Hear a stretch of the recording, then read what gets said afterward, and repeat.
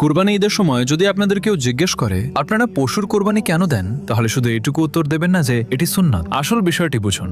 1000 বছর আগে হযরত ইব্রাহিম আলাইহিসসালাম স্বপ্নে বারবার দেখছিলেন যে আল্লাহ তার কাছে তার সবচেয়ে প্রিয় জিনিসের কোরবানি চাইছেন, আর সেই সবচেয়ে প্রিয় জিনিসটি ছিল তার একমাত্র পুত্র হযরত ইসমাঈল আলাইহিসসালাম। কারণ হযরত ইব্রাহিম আলাইহিসসালাম 86 বছর বয়স পর্যন্ত নিঃসন্তান ছিলেন। পিতা ও পুত্র দুজনেই আল্লাহর হুকুম মেনে নিতে রাজি হয়ে গেলেন। হযরত ইব্রাহিম আলাইহিসসালাম চোখে পট্টি বাঁধলেন এবং ছুরি চালালেন, কিন্তু আল্লাহর কুদরতে হযরত ইসমাঈল আলাইহিসসালামের জায়গায় একটি জান্নাতি দুম্বা চলে এলো। আর এখান থেকেই এই কথাটি ছড়িয়ে পড়ল যে আল্লাহর কাছে কোরবানির এই সুন্নতটি অত্যন্ত পছন্দনীয়। নবীজি সাল্লাল্লাহু আলাইহি ওয়াসাল্লামও প্রতি বছর কোরবানি করেছেন। তিনি বলেছেন, যার সামর্থ্য আছে তারপরও কোরবানি করে না, সে যেন আমাদের ঈদগাহের কাছেও না আসে। এবার সবচেয়ে জরুরি বিষয়টি বুঝুন। আল্লাহ কোরআনে বলেন, আল্লাহর কাছে সেই পশুদের মাংস পৌঁছায় না, আর না পৌঁছায় রক্ত, বরং তার কাছে পৌঁছায় আপনাদের তাকওয়া। তাই কোরবানি শুধু